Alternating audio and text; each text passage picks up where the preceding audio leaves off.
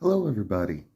So I'm making this one because I don't care if this one gets taken down.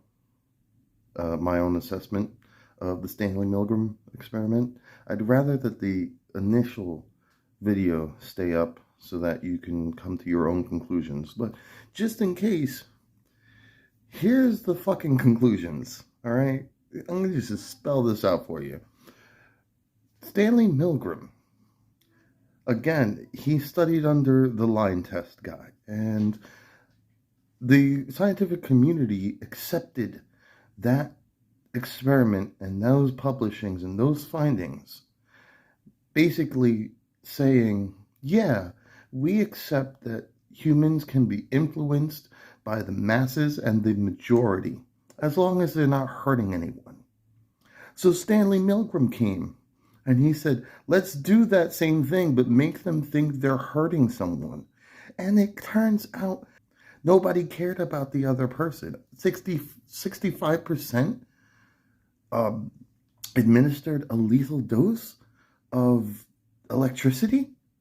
Not a lethal dose, but a dose that could cause lethality, like problems, death problems, breaking bones, skipping your heart. So that scientific community, the people around him, the people who would peer review and publish this, realized, oh my goodness, we can't let this out. We can't tell people, yeah, people are generally not good people as long as there's some sort of authority figure telling them to do this, i.e., Nazi Germany. So, the guy that was in the lab coat with the clipboard, who was administering this test and telling the person to continue, telling the test subject to continue shocking the other person, was not a scientist. He was not a doctor. He was just an actor. He had no authority. He just had a uniform. He had a uniform which elicited some sort of thought process in the test subject that meant, oh, he has some power, he has some authority, he knows more than me, let me listen to him. And then shit went south. Again, Stanley Milgram comes, he's a Jewish man whose parents fled from Nazi Germany during the Holocaust. And he wanted to do this because he wanted to answer a question that he had for so many years. Why did good people allow bad things to happen? And it's because somebody in a uniform of authority told them to.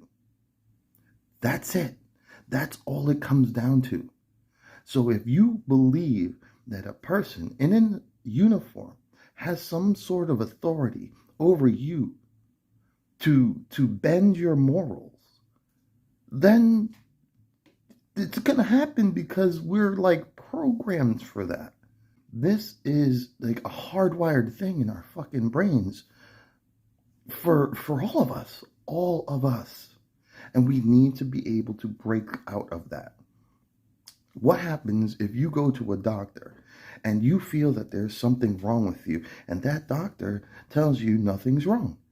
Usually you go to another doctor or you ask for more tests. You don't take that doctor's opinion just because they're a doctor, right? Because even though they've gone through medical school and they have the knowledge, they might not always be right because they are human beings. We are all flawed. No matter how intelligent we are, no matter how much schooling we've gone through, no matter how much knowledge that we soak up, we are all flawed. There's going to be a time where all of us, whether we're doctors or scientists or politicians, we're going to be wrong at some point with something. Okay? We're just human. So now this scientific community says, holy shit. Not only do people go with the flow, but they're willing to hurt other people. because somebody in authority tells them to. Well, what type of authority do we have around us? All types. We have police, we have politicians, the government in general. So if the government says something like, put some fucking masks on, why are we not questioning this? And then why are the people who are questioning this and have legitimate scientific backgrounds being either silenced or their credibility is being shit on? The inventor, the person who created mRNA vaccine treatment, is being silenced because he's not going with what the others are saying. The inventor.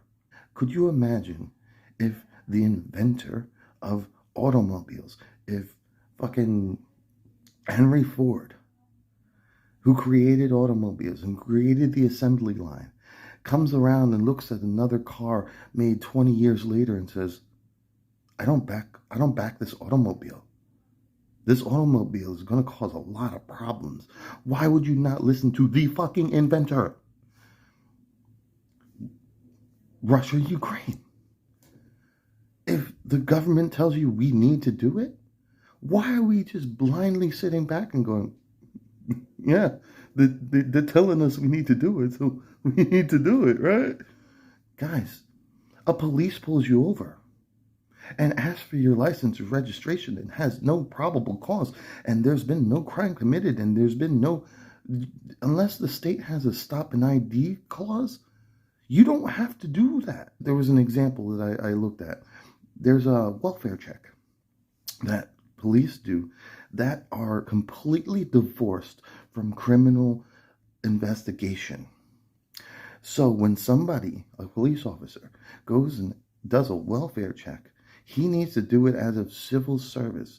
He then cannot, if there's no problem, if there's no harm to yourself or others around the community during that welfare check, he cannot ask you for ID. He cannot arrest you. He cannot continue to investigate to see if there is any crime committed because it is completely divorced from, do we know this? No, we just like, okay, police officer wants to know what I have in my wallet. No, we don't. People in authority know this. They've known this for thousands of years. And they're going to take advantage of it. And that's why fucking shit happens like this. I'm in the middle of the rise and the fall of the Third Reich.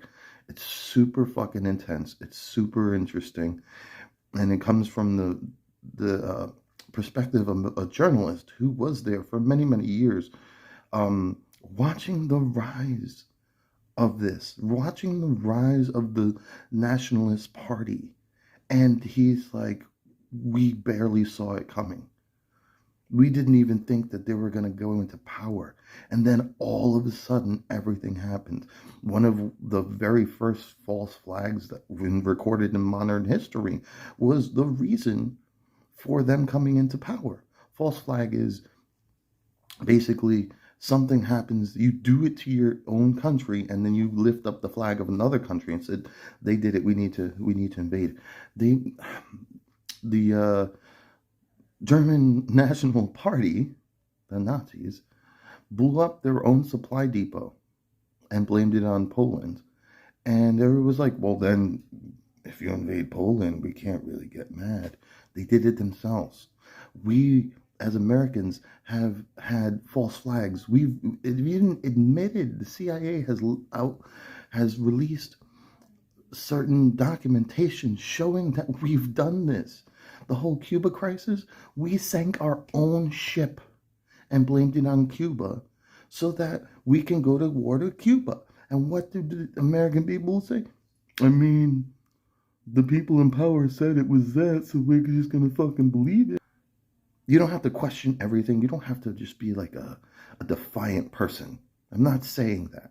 What I'm saying is do research. Look around.